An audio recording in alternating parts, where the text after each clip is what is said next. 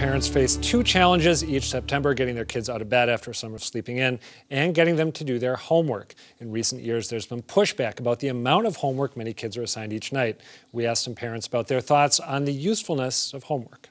I don't think it adds anything because they have a full day of school, and at this age, he's 9, she's 6. I don't think that it really creates any more benefit. I find when they do homework, it reinforces what they've actually learned during the day. So it gets them not just coming home and playing, but gets them coming home and focusing on their schoolwork actually and what they've already learned during the day.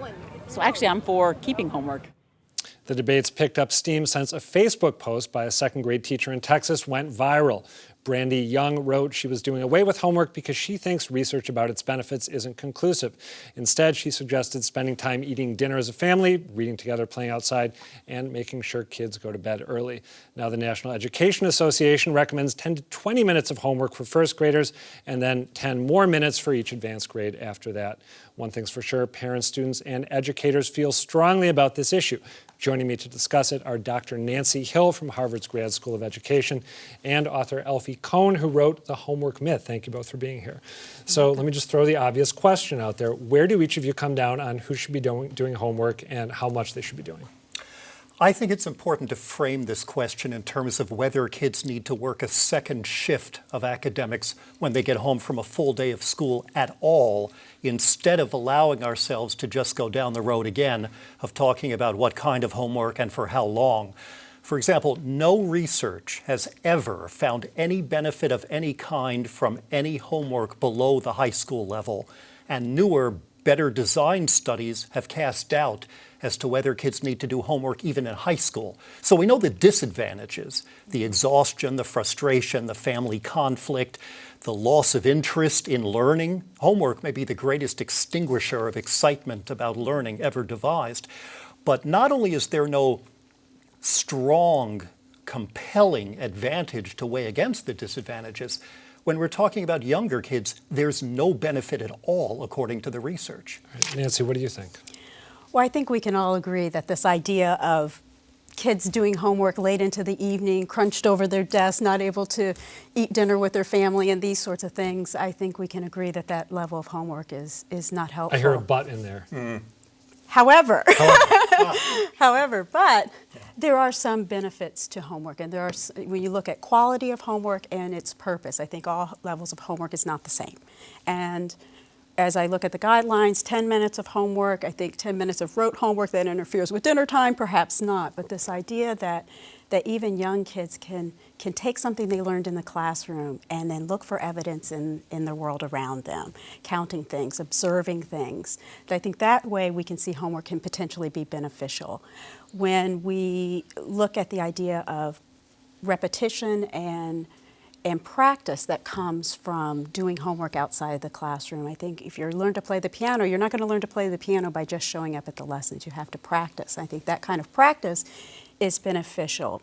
But I also see that when you look at how homework has been conceptualized, it's often looked at time spent on homework. And if you look at time spent on homework and its relationship to achievement, you don't see a relationship. But time spent on homework may mean that more time means that a child doesn't understand or that sort of thing. Right. But no matter how you cut the data, you're not finding any benefit, even by meaningful outcome, especially practice-based homework. That's why people often trot out the piano or basketball analogies, which is a good example of begging the question.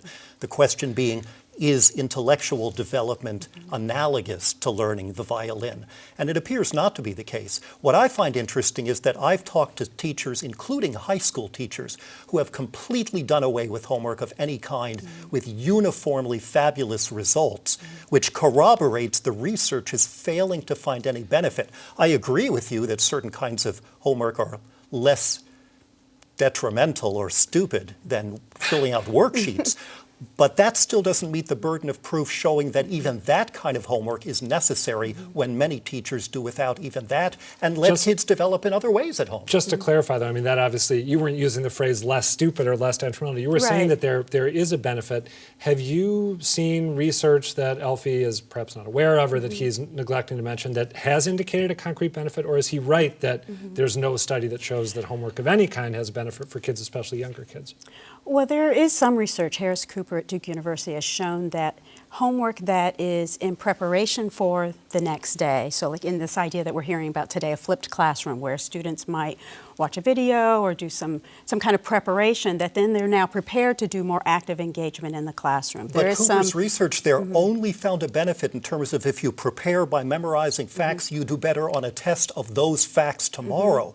Even Cooper was not able to find anything to support his personal belief that younger kids should have homework that will have a lasting benefit on their intellectual development. Nancy, any other research you want to flag before we wrap up? I think you do want to look at the research that not only looks at preparation, but also extension. So when you take concepts that you're learning in the class and not doing rote homework at home, but also applying those concepts to the world around them. I think seeing this link between what youth and children are learning in school and seeing how it takes shape in the world around them builds this link and relevance between what they're learning in school and what they're seeing in their world. Thank you both for scratching the surface of this huge conversation. And if you can stick around for about an hour, I, as a parent, need to pick both your brains. But please come back and let's talk about this more. Nancy Hill, Alfie Cohen, thank you both. Thank you so much.